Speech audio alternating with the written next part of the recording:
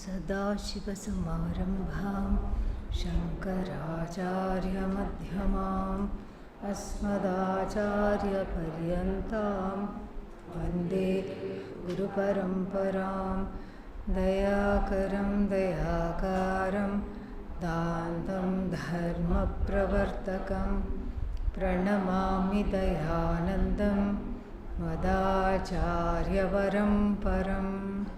ॐ सहना भवतु सहनौ भुनक्तु सह वीर्यं करवावहै तेजस्विनावधीतमस्तु मा विद्विषावहै।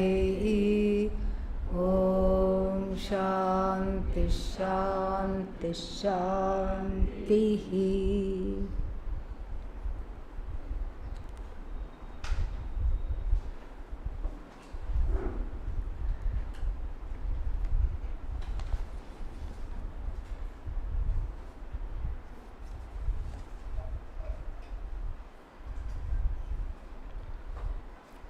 रूपवर्णादिकं सर्वं 39 परमार्थवित् विहाय परिपूर्णचिदानन्दस्वरूपेण अवतिष्ठते. So cognitively letting go of the various upadhis. Upadhis means anything that is that staying near something else with its imparting of its own attributes to the other thing, that is called upadhi. So the red cloth is upadhi for crystal, like that. So for the jiva, what are the upadhis? Body, mind, senses, and then many more upadhis are there. Maleness, femaleness, that's all superimposed upon the Atma. Maleness, femaleness, what else is there? Yeah, smallness, bigness, tallness, shortness, body dharma. Get away from the body, mind, sense complex. What are other upadhis? We have to expand our horizons. Yeah, that we already said. Maleness, femaleness, more.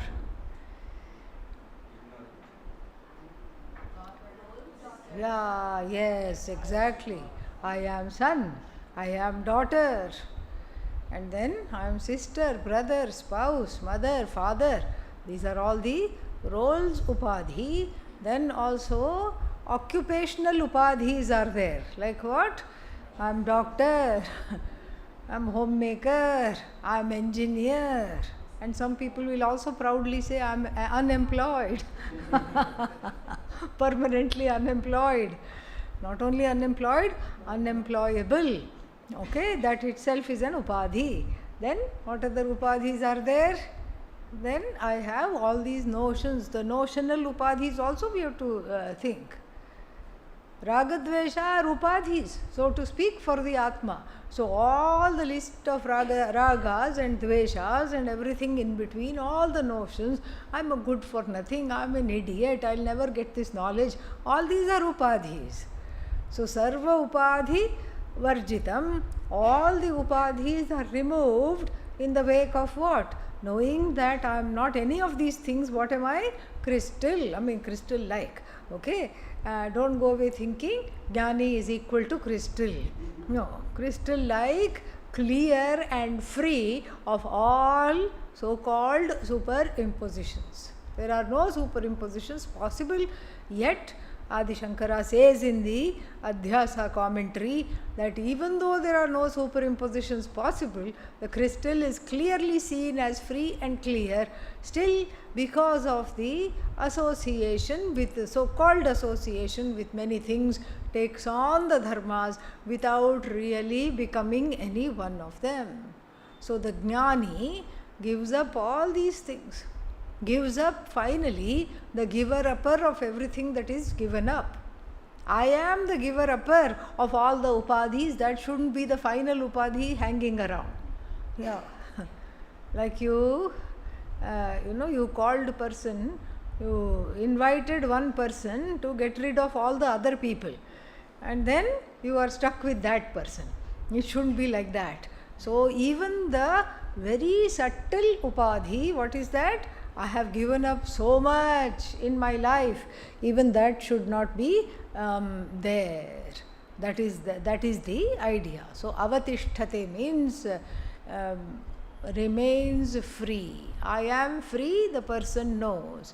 So if somebody comes to the Jnani and says, oh, we went to high school together, we are the greatest of friends, what should the Jnani say?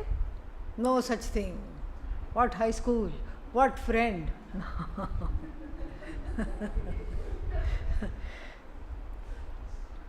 The Jnani will, what will the Jnani do? The Jnani will happily greet the long lost friend while knowing that the school is not me, the friend is not me, nothing is me. That is there, that kind of a, this is what everybody, this is what should I say, getting millions of dollars. It's like getting $1 billion prize. What is this prize? The ability to abide in oneself while not being averse to the universe. Not having grina for the universe, or not having a certain uppity feeling, one-upmanship. I know Vedanta and you don't. I mean, what kind of a thing is this? Yeah. Oh, ye lowly mortals.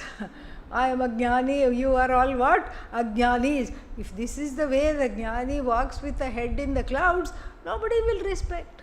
Nobody will want to be a Jnani. They will say, oh my God, if this is the end point of Vedanta, please leave me from this Jnanam. I am better off being a samsari. Very, very sorry, but I don't want your Atmajnanam. Yeah. The beauty of Atmajnanam is that the person of Atmajnanam is able to stay in the world without letting the world affect them. In the world but not of the world. This is how they say in contemporary parlance, but that is the beauty of it. Because as the next few verses that come will unfold, the Jnani has no dvesha and no raga for anything, but has Atmajnanam. Atmajnanam means what? Everything is non-separate from me.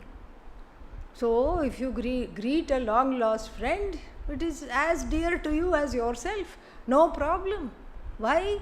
Because the friend, this was my friend and we were always together, that feeling is gone. I mean, I have witnessed this,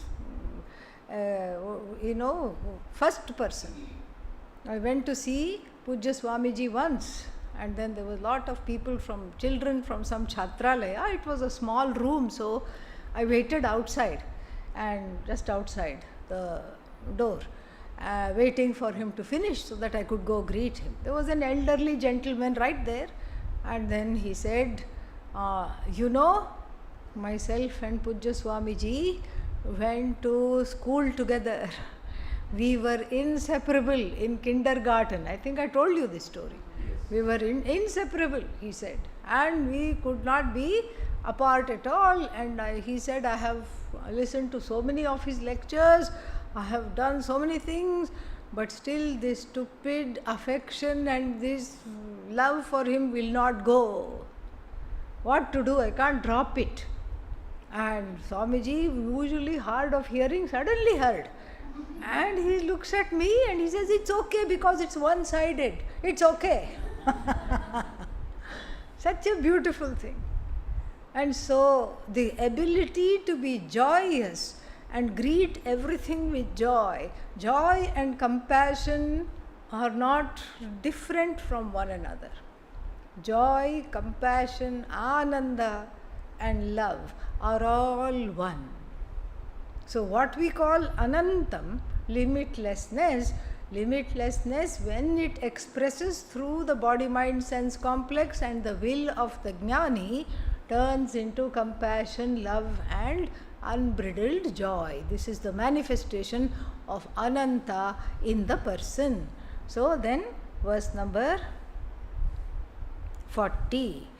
ज्ञातृज्ञानज्ञेयभेदः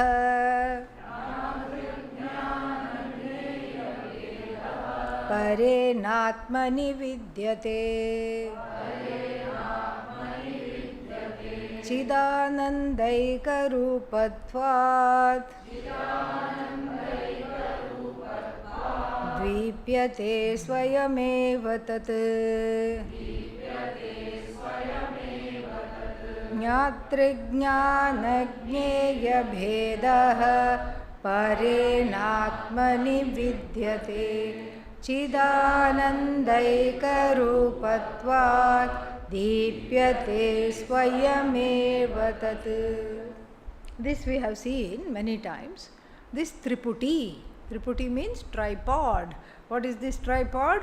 Knower. And then object of knowledge, known. And then the bridge between the knower and the known. What is that?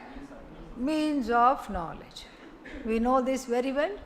Everything in the universe is known and experienced through these khandas. We saw this earlier when we talk about, the verse, one of the verses, I don't remember, was talking about Akhandananda.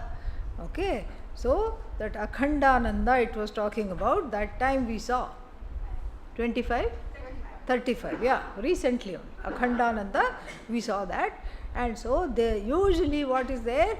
Khanda, it is broken into pieces. My knowledge is broken into pieces because as the knower I am separate from that which I know. The object is known and conquered by the ahankara because of phalavyapti, not just vrittivyapti. Vrittivyapti means just illumining. Phala, illumining means just knowing. But phalavyapti means knowing it as an object. So that phalavyapti is not there for the Atma, so therefore the knower of the Atma, Jnatri-Jnana Jnaya Bheda, is totally absent. But how do I know something without there being a knower? This you can't know until you know the Atma, really. Because everything, the orientation is, this is flower, oh okay. This is how many petals it has, this is the fragrance, this is the color, and it's very light, very airy, flowery, and then this looks very nice on Bhagavan. This is the idea, correct? And the flower of course is different from me, and then today I want to put this flower on Bhagavan, but there is nowhere, no flower is available. Market is closed, Thursday it is, and so where to go, what to do, and so this separation is what causes anxiety. The longing causes anxiety, first of all. The longing for an object causes anxiety, separation causes anxiety, and because of this mishranam, the longing and the separation, what happens? This Jnatri Jnana Jnaya Bheda, the compartments between Jnata, I as the knower, object of knowledge separate from me, and in between what is there? How do I know this? The means of knowledge, they are fueled to be kept in separate boxes. But when that which is to be known, what is to be known? Atma. That which is to be known is not an object, but it is yourself, point number one. Point number two, that yourself which is to be known is already self-evident. Then what means of knowledge you require? No means of knowledge. Oh, you mean to say the last 2.5 months, 2 3/4 months, I have been wasting my time when all I needed to do was what? Understand that Atma is Svatah Siddha, then why do I need your pramana? We have to see the subtle difference here. Atma is Svatah Siddha, self-established, true, very true.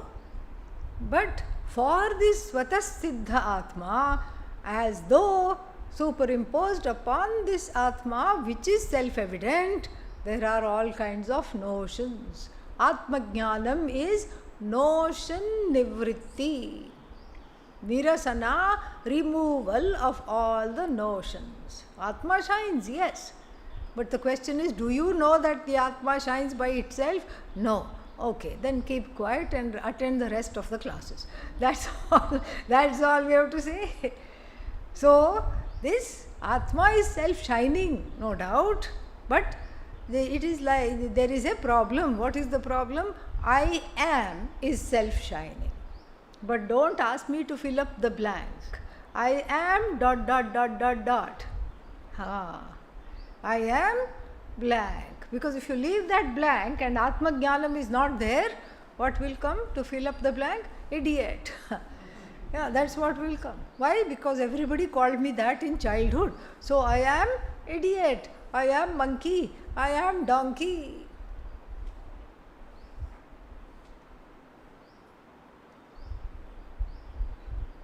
And like this, the notions are gathered because I am is bright and self-evident.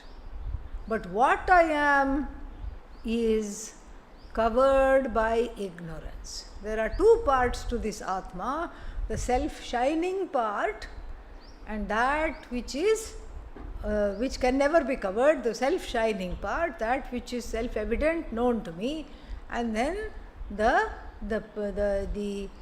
part that is as though covered is what this I is. I am the self-evident I, no problem, it is there. But what am I? It is not known. So the Atma becomes a sitting duck for taking on body dharmas, taking on mind dharmas, taking on dharmas connected to the emotions, all kinds of attributes it piles on. Because the adhishthana is not known, adhyasa takes place. So adhyasa and adhishthana, these two words we have to know. What is the adhyasa? Mistake. What is adhishthana? The locus of the mistake. So if the locus is not known as what it is, here the Atma, Satyam Jnanam Anantam Brahma, then the mistake will take place. An unknown adhishthana cannot be the cause of adhyasa. If the Atma was totally unknown, I don't even know I am. Atma is not self-evident. I am like a pot. I don't even know. Pot is not self-evident. I am also not self-evident. There is no problem.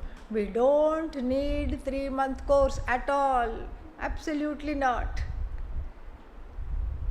So, if the locus is totally unknown, then you don't need Atma Jnanam. If the Atma, the locus, the adhishthana is totally known, then also do you need Atma Jnanam? No. That's what the Amrita Bindu Upanishad said.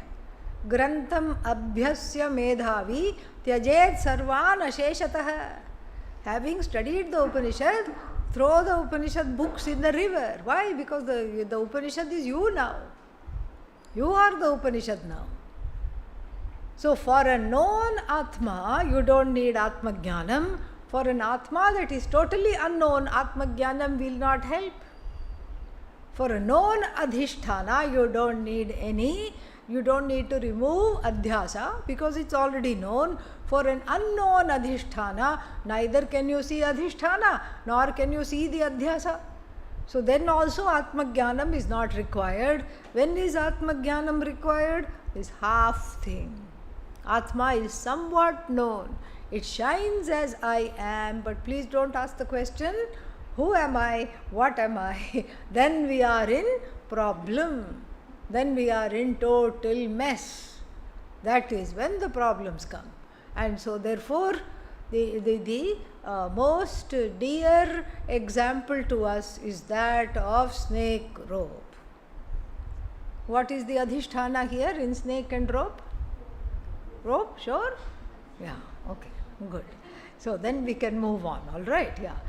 So rope is the adhishthana over which, upon which there is adhyasa, mistake. What is the mistake? Snake. Can you mistake the rope in the dead of the night on an Amavasya, no moon day? No, because you see neither rope nor snake. In bright daylight, can you mistake the rope for the snake? No, because you see the rope as rope. Yatharthena, exactly as it is, you see it. When does the mistake happen? Twilight. That's why all these examples are set in twilight. In twilight, you see there is something, and it looks like your most feared thing in your mind, and the fear in the mind is as it were superimposed upon the rope, converting it instantly into what? Snake. So too, if the Atma were totally, if the Adhishthana were totally unknown, no Adhyasa is possible. Even if it is totally known, no Adhyasa is possible. This in between, I know I am, but I don't know what I am, causes fear, pain, sorrow, and therefore Atmajnanam, what does it do? It is Adhyasa Nivritti. Ajnana Nivritti is Adhyasa Nivritti. This is what is going to be established in this and the coming verses. I have just given a lengthy introduction so that we see what we are coming to, what's going to happen. So this world is experienced through this Triputi Bhedag, Pramata, Prameya, Pramana. Why? Because of Atma Ajnanam. So now, for the Jnani, since the Atma is known, the whole world, so when you ask the Jnani, you take the Jnani one flower and say, Mahatma Ji, what is this? They will, what will he or she say? Yeah, what will they say? They will say, why? This is a flower. How come they will say this is a flower even though when they know it is all Atma? Badhita. Badhita means the mistake is negated. So from the standpoint of Vyavahara, the Jnani will continue to have this Jnatra-Jnana Jneya Bheda in the perception of discrete objects. It's not that you take the Mahatma, a flower, and what is this? And the Jnani will say, I don't see anything. No, because no Jnatra-Jnana Jneya Bheda. This is an inside job. It's an inside affair, meaning knowing full well that the means of perception and the means of knowing use this Triputi. Without this Triputi, this Jnanam of any objects, Anatma cannot take place. But Atma Jnanam what? Transcends the Triputi. And when one has Atma Jnanam, then one continues to be able to perceive the Anatma objects in the same manner as the Ajnani, but with a vital difference. Inside one knows this is as though. It is all as though. You may be playing with a doll. I think I am too old for that. No, with a niece or nephew, small child, you are playing with a doll just to humor the child. And the child takes the doll and says, mine, not yours. And then the child, when it puts it down, what do you say? You also say, no, mine. While you are hugging that teddy bear or doll to yourself and mimicking the child and saying, mine, my teddy bear, you can't have it.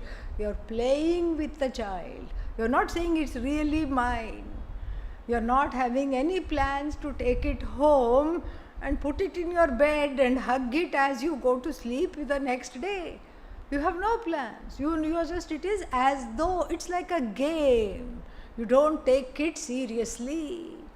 It's like a game. The child says, this is mine. You also say, it is mine. Even though you know you don't want it to be yours, it is not yours at all. And you are just playing. Similarly, when the Jnani says, this is my suitcase, this is my bag, and I am coming, I am going, I will have lunch just now. All this is badhita. Badhita means negated. Negated because it's all a perceptual level of as though happening. In some ashrams, they have, you cannot compete against certain things, so you don't even try. So in some ashrams, they have some way of speaking, so that this I notion is not there. So Pujya Swamiji used to tell one story. In one ashram, everybody referred to everybody else as Shiva Shiva. So that this body dharma, this body and mind identification goes. So then what happened from this adhinam means ashram in the south is called, lineage in the south is called adhinam, in the north it is called akhada.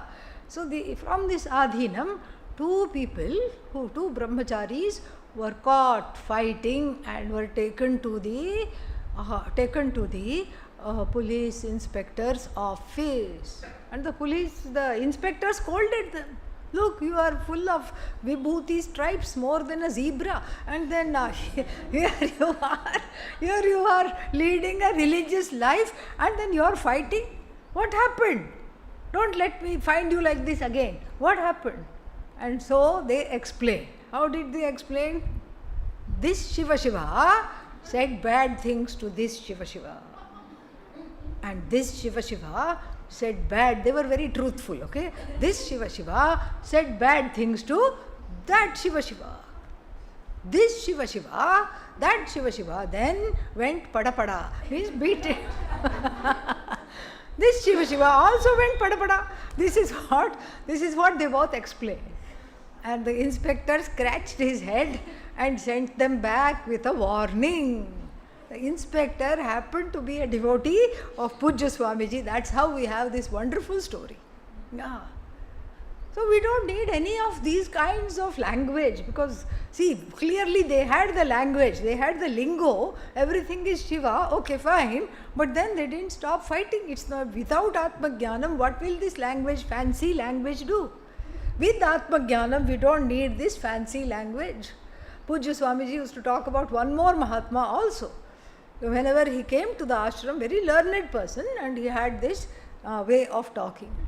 Oh Swamiji, when did you come? This came day before yesterday. Swamiji, I hope you are going to stay for lunch. This is very hungry right now. So you don't need all this posturing. You don't need this. You can say I, when no, I see this object, you can say. Even Ajnani will say, Jnani will also say, but Ajnani will take the Pramana Vyapara seriously. Pramana Vyapara means all this Triputi seriously. The Jnani will see this as Badhita, as though, like a child's play, playing with marbles, and then playing with toys, teddy bear, etc., just for fun. So then, here it is made clear, these Bhedas are where? In the world, in the Vyavaharika world, not in Para-Atma, not in the Paramarthikataya na vidyate. From the standpoint of the Paramarthika reality, it is not there at all. Na vidyate, it is not there. And then Chidananda Ekarupatvat, because it is Ekarupa. Ekarupa means there is only one thing.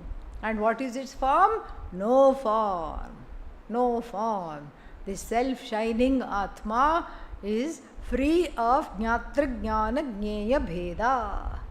Because the Atma cannot know itself. Why? Because it is self-known. Further, this is a repetition of what we saw in the Kaivalya Upanishad. Atmanam aranim kritva pranavam cha uttararanim jnana nirmathanadhyasat papam dahati panditaha. Which verse was that in the Kaivalya Upanishad? Huh? Which verse? Which number verse? Find out and tell. So here the same example is given. The example of the ancient way of making the fire. Here, how do you make fire? Matchbox, lighter, something. Because we are all into instant gratification culture. Everything we need instant. Yeah, instantly we need. Right now it has to happen. Instantly it has to happen. And so here, in the olden days, It's a whole culture based on fire, so that fire was carefully made, and it was all just jnana abhyasa. In a way, it gave the time to contemplate, because you're taking the time to make the fire. One small wooden piece, another small wooden piece, a little piece of kindling like a dry rope or a dry string. Found out? Verse 11, very good. So, verse 11, this is, I wanted you to revise, that's why I asked you to look it up. So, verse 11, Kaivalya Upanishad, same exact thing is given. Atmanam, Atma here is not Atma, Antahkaranam. Antahkaranam, this inner infrastructure, is the lower Arani. Mahavakya is the above piece of wood called Uttararani, Adhorani, Uttararani, and in between is what? Jnanam, Vritti Jnanam. And then the thing is, or Shastra, words of the Shastra, whichever you can say, and then it is rubbed and rubbed, the flame comes and engulfs the Atma Ajnanam. Very simple by example which we have seen earlier, so we can look at it very quickly. Evam Atma Ranau Dhyana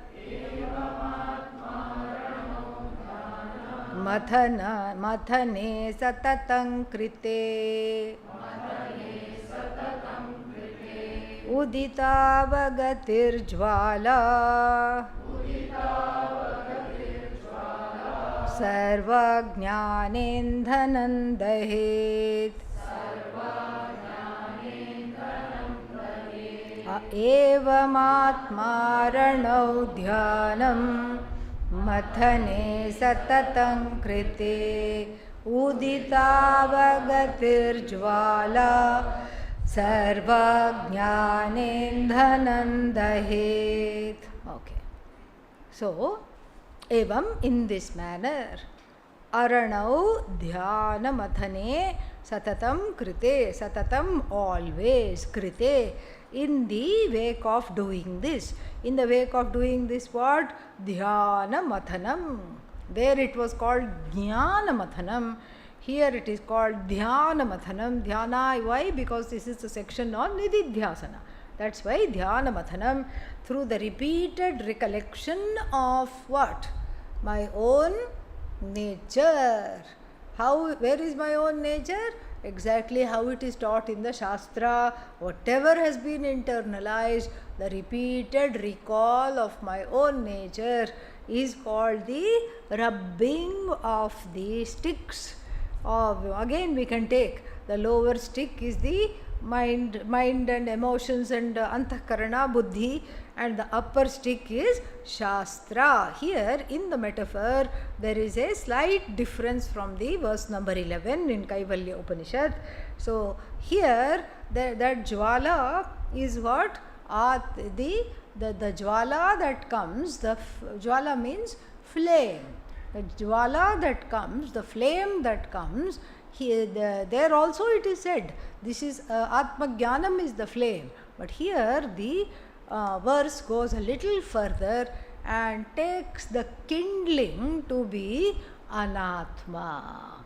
The kindling here, the string or the piece of grass that is put there. Grass, string, little chips or small little splinter of wood, whatever is the kindling is Ajnanam and the products of Ajnanam. I am an idiot, nobody loves me, I am good for nothing. This is rubbed again and again by the Shastra. This is rubbed again and again, rubbed off, erased by the repeated contemplation of the Shastra, like the Aranis rubbing together. Naturally, Jnanagni takes place, and that Jnanagni, what does it do? It reduces the kindling of these petty feelings into ash. It reduces them to ash. That's why Lord Shiva is what? Full of ash. The ash is called Vibhuti, and the Vibhuti in the traditional olden days was made from burnt cow dung. Yeah. So the cow dung symbolizes one's lower nature. Kama, Krodha, Raga, Dvesha, Mada, Matsarya, we know that. All these things is symbolized like the cow dung. So then the lower nature is burnt up in the face of this knowledge, in the wake of this knowledge, and what is left is just the remnants, and the remnants is called Vibhuti. Vibhuti doesn't mean ash, it means glory. So the burnt up Kama Krodha is the glory. It's like pretending to be angry. When you pretend to be angry, it's a glory, because the anger is in your hands and you are just pretending. And not only you are pretending, the other person is also not running away scared. They also know you are pretending, and they are both enjoying the pretending. They are both enjoying the pretending. Everybody is enjoying. So the remnants of the Ragadveshas that are there after the Jwala of Atmajnanam has burnt away not only Ajnanam, but what else? Anyatha Jnanam also it has burnt away. The remnants that are there are just for fun. You can smear it over your head, you can smear it over your arms, you can go about your day. It's like the, what is that called? The peacock feather on Krishna Lord's head. Flute. We want to see him with peacock feather. We want to see him with flute. There was a big protest somewhere in, they had a float, like a procession taken around Krishna Janmashtami. This was about 10-15 years ago in Vrindavan, and this was a float made by young ones. Like 18-20-year-olds made this float, and they put Lord Krishna in jeans, jeans and t-shirt with some kind of a headphones, listening to some music like that, and the head would go like this, they had made and a procession. This was, people laughed, okay, this is just for fun, children have done it, but some people it did not sit with properly at all. So as the float is going in the middle of the road, the procession is going, some people suddenly clambered up on that, it is high up, and then they did not mind the jeans and t-shirt. Even Krishna wearing jeans is still who? Krishna only, and so, but immediately they stuck a peacock feather in the head and they stuck one flute. So without these two, what is that, lingas, Lord Krishna is not recognized at all. People were upset. Okay, let him wear t-shirt, no problem. Let him wear jeans also, no problem. But what should he always have? Peacock feather and a flute. Without peacock feather and flute, we can't accept this to be Krishna. So Lord Krishna's raga for the peacock feather and the flute has become what? They have become a delight for us. So we can enjoy the Jnani's raga dveshas because they are not affecting the Jnani. It becomes upasya vastu for all of us. Another Pujya Swamiji story in this regard. I was with him in Thailand when he was very, very sick and had to have so many procedures, heart and everything. And one day, he just, after all this, we were still in the hospital. He was hospitalized for 6 weeks. He was in the hospital. So, one day, he was still weak. He was still doing satsangs 2 times a day for the hospital people. Amazing it was. And then he came out one day from his room, completely shaven off the beard. No beard at all. And then I was a little shocked, but I had trained myself not to show anything. So I just kept quiet, and Swamiji got frustrated with me. What? You're not going to say anything? He said.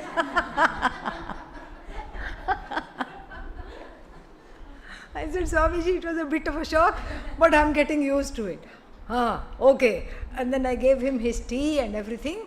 And then 2 other people who were visiting, they were staying outside in the hotels and all, they also came around tea time and their jaw dropped to the floor because nobody had seen Swamiji like that, okay? Nobody. And they were like, OMG, what is going on? They just, unlike me, they let loose whatever they felt. Swamiji, you are going to grow back the beard right now. He says, I'm sorry, that's not possible. That's not possible. How to grow it back right now? No, Swamiji, this is looking terrible. This is not whatever. And then those were still days at the time. There was, I don't think there were, the cell phones were still in their infancy. Only people abroad had them. But then emails were there. And these 2 people, this couple who came and saw Swamiji, put email to everybody in their group. And they are all then writing to me because I was handling all of Pujya Swamiji's emails. And 52 emails came the next day. Swamiji, you should not have shaved off your beard. Swamiji, what will we do without your beard? Swamiji, this is... Grow it back immediately. Yeah. And I said, Swamiji, what is this big... I didn't understand what was happening. Really, I didn't understand. I printed out everything from the business center next door to the hospital, took it all to show him. He laughed, I laughed. And then after that I said, Swamiji, what is the big deal? Why are they like this?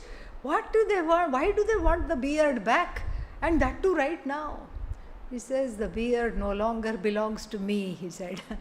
It has become everybody's property because of the beard I have become Upasya Murti. Upasya Murti. I'll never forget. These are all just one-on-one Vedanta lessons. They stay in the heart forever. Upasya Murti. So for the Jnani, not just for Bhagavan. Bhagavan of course needs flute and feather and flute Bhagavan needs. Even for the Jnani, if the Jnani is without whatever they are usually seen with, other people get very upset. Other people will very, very upset. So every Jnani will have one look.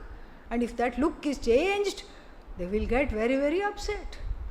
So without beard, they could not handle Pujya Swamiji. And if supposing Swami Viditatmananda ji decided to grow a beard, equally shocking it will be for everybody. Okay, so this is the how the Ragadveshas for the Jnani are like burnt embers of the Ragadveshas that were previously there. Previously there, those Ragadveshas are just like burnt embers. So, evam, in this manner, Atma Aranau Dhyanamatanena Satatam Krite. So, Atma Aranau Dhyanamatane Satatam Krite. When this cogitation, this Shastrabhyasa, Jnanabhyasa is done all the time, Satatam, then Udita Avagatihi Jwala. So Avagati Jwala, the Jwala in the form of Avagati. The Avagati is the understanding. The understanding that all these Ragadveshas are idiotic. Then what happens? Sarva Ajnana Indhanam Dahet. Beautiful. Sarva Ajnana Indhanam. The Ajnana is fueled by the Ragadveshas. So the Ragadveshas in the form of kindling get burnt up through this Shastra Abhyasa, Dhyana Abhyasa, Jnana Abhyasa, and then the Ajnanam without fuel, what will it happen? Like a car without petrol will become bekar. Like this same thing, without fuel, the Ajnanam also dies away. So very beautiful. Next one. Arune neva bodhena purvam santamase hrite tata avirbhavedatma swayamevamshumaniva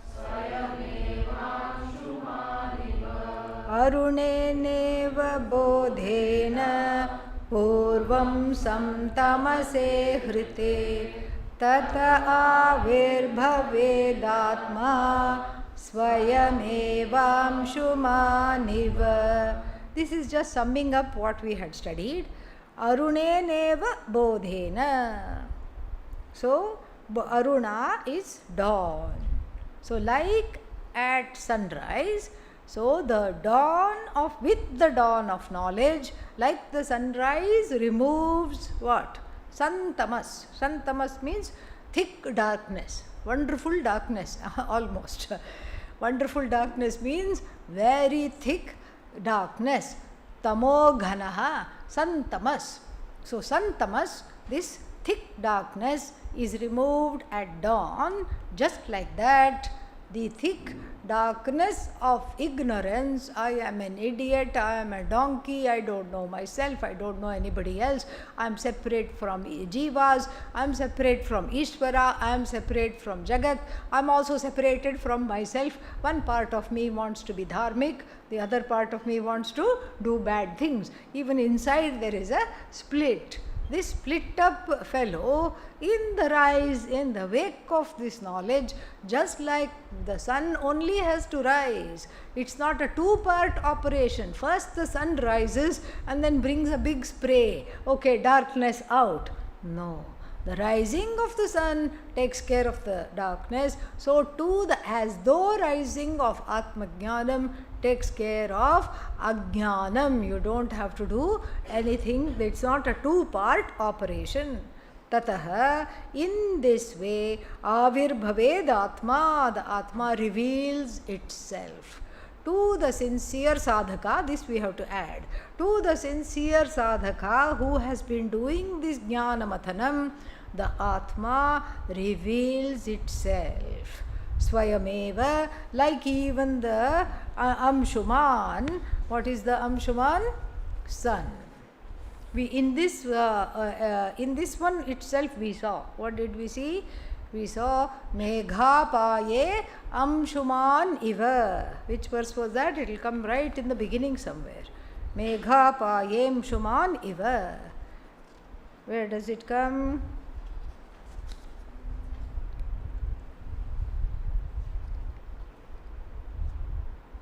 Fourth verse. Fourth verse. If you just revise, it's the exact same thing here. Okay.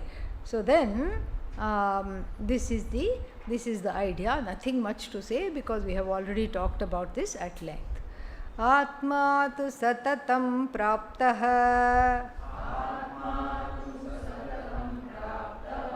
apyapraptavadda vidyaya apyapraptavadda vidyaya tannashe praptavad bhati स्वकंठा भरणै यथा आत्मा तु सततं प्राप्तः अप्यप्राप्तवदविद्यया धन्नाशे प्राप्तवद्भाति स्वकंठा भरणै यथा. After studying the 41st and the 42nd verse, one must not go away thinking that the Atma has to be produced. Like what? Fire is produced. Dawn is a product. Dawn is also produced. Correct? So, dawn is produced, fire is produced, Atma also somewhere I have to produce. No. So, Atma Satatam Bhati, it is ever present I, it is ever present as the self-shining I alone. It is never absent, ever present. Api apraptavat, apraptavat, apraptavat bhati, avidyaya. Apraptavat avidyaya apraptavat bhati. It shines as though it is not there due to our friend. Who is our friend? Avidya. So, due to avidya, it shines as though it is unknown. Atma is always there. Atma is gained. Atma is Satchidananda. Even before knowledge it is Satchidananda. What to talk of after knowledge? After knowledge, what is it? Wake up. Satchidananda. Before knowledge, Satchidananda. So no difference at all. Atma is Satchidananda. And what was before? I was asleep to this. That's the idea. I wake up. Just because you woke up doesn't change anything. You woke up to something. Oh, it's like this. I didn't know. You woke up. Supposing you had been seeing one building every day. And then you were told, oh, this building is a historic building. It was built at this time and this is its Mahima. Oh, I didn't know. But you knew the building, correct? You knew the building, you had been seeing something every day, but then Visheshena, that this building has got this significance you did not know. Similarly, because of the Atma you are there, because of the Atma all the transactions are taking place, you are doing, sitting, eating, enjoying, talking, walking, sleeping. But you are as though asleep to the nature of Atma as Satchidananda. It's not that the Atma previously, during the time of Ajnanam, Ajnana Samaye, Atma was Samsari, Jnana Samaye, Atma became Satchidananda. Yes? No. Even in Ajnanam, when I was unaware of it, what was it? Satchidananda. Just because I came to know of a historical significance of this building, before that the building had historical significance or not? Yes. I just woke up to the fact. That's all this verse is saying. So don't think that that Atma becomes Satchidananda only in the wake of knowledge. It is always Satchidananda. It is always shining as the limitless eye it shines, but it also appears to be what? Avidyaya, because of no vidya. What happens? It appears to shine as absent. There is no Satchidanandatvam in me. Why? I am getting angry, I am getting upset, I am becoming disconnected from myself. All these things. So this is all just a what's that? A superimposition. The avidya itself is an as though superimposition upon the Atma, like even the Rahu on the sun. We have seen that. And then this superimposition is removed through knowledge. Tannashe praptavat bhati. So this person goes around like that ancient physicist. What was his name? Archimedes, Greek physicist. He just got into it. He wanted to take a bath. So he got into the bathtub. And then because of his weight, the full bathtub, some water got dropped outside. And suddenly he had an epiphany. He said, oh my God, the water that is dropped out, that has gone out, is equivalent, the volume of water is equivalent to the weight of that which has displaced it. It's the, principle of buoyancy he discovered. And then unmindful, he was in a trance like a rishi. He just ran around the streets of ancient Athens saying, yes, I have discovered it, I have discovered it, I have discovered it. Like a madman, unmindful of the fact that he had no clothes on because he had just got into bath. He just ran around. So my question for you is this: did the principle or the theory of buoyancy start the day Archimedes discovered it? No. Did the doctrine of gravity start the day the apple fell on Newton's head? No. It was already there. So the moment of discovery cannot be the moment where it started, even in Laukika things, what to talk of Atma. So even in Vyavaharika things, it's always there. For the first time the child tastes the sweet. during Annaprasana, they make something sweet and give to the child. Till then it has only been on mother's milk or formula milk. It has not tasted anything. They make some kheer and feed it to the child, and the sweet taste, it goes. And it's very happy, delighted. 6 months, 7-month-old child, for the first, solid feeding ceremony, they make some rice and sugar and milk they put and they give. And it is delighted. So was the kheer not sweet before this child tasted it? No. That exactly in the same way, the Atma continues to shine no matter what, as though hidden by Ajnanam and as though revealed by Jnanam. Like even what? Like this person had a nice, Rudraksha, nice chain with a big Rudraksha as the pendant. Went to sleep, woke up. Oh, my chain is gone. My chain is gone. Chain is gone. Chain is gone. Chain is gone. What had happened? The Rudraksha had gone in the back while tossing and turning in the sleep.